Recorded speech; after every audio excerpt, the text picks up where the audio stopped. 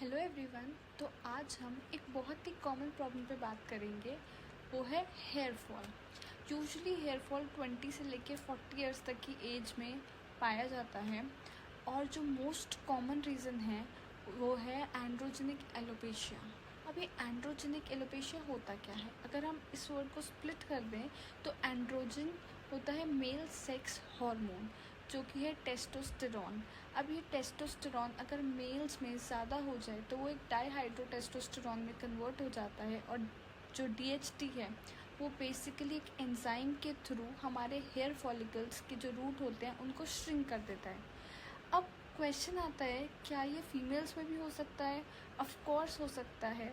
अगर फीमेल्स को पीसीओडी है तो उनमें भी टेस्टोस्टेरॉन लेवल जो होता है वो बढ़ जाता है। अब जब टेस्टोस्टेरॉन लेवल बढ़ जाएगा तो वो कन्वर्ट होने लगेगा डीएचटी में और डीएचटी बेसिकली आपके हेयर फॉलिकल्स पे एक्ट करेगा।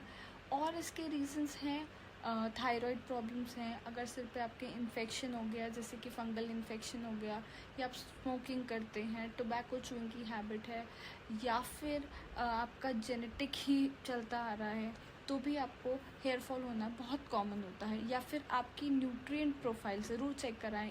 अगर आपको लगता है कि आपके अंदर न्यूट्रिशन की कमी है तो भी हेयर फॉल हो सकता है आपको। रीज़न तो हमने देख लिया, now what's the solution for it. देखिए, काफ़ी पेशेंट्स आते हैं मेरे पास भी ये बोल के कि डॉक्टर साहब हमने सारी होम रेमेडीज़ ट्राई कर ली है, बल्कि महंगे महंगे प्रोडक्ट्स भी मंगवा लिए हैं, फिर भी हेयर फॉल नहीं रुक रहा है। तो क्या होता है कि आपका जो लाइन ऑफ ट्रीटमेंट है डिपेंड करता है कि आपको प्रॉब्लम क्या है।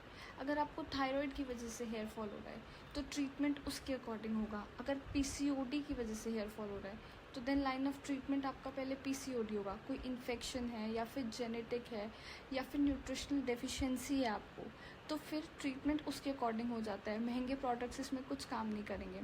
आजकल और भी थेरेपीज़ बहुत फेमस हो रही है जैसे कि PRP, derma roller, hair transplant.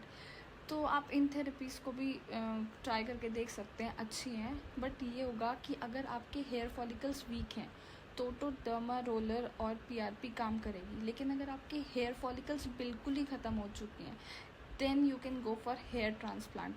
और बाकी मॉडर्न मेडिसिन में यूजुअली क्या करते हैं, डीएचटी ब्लॉकर्स आते हैं। बट ये है कि वो हार्मोन जस्ट इमेजिन आपका ब्लॉक कर दिया गया है, तो अगर आप ज़्यादा क्वांटिटी में ले रहे हैं तो उसका साइड इफ़ेक्ट ये हो सकता है कि जिस उस टेस्टोस्टेरॉन हार्मोन को जहाँ वर्क करना चाहिए वो वर्क ही नहीं कर रहा।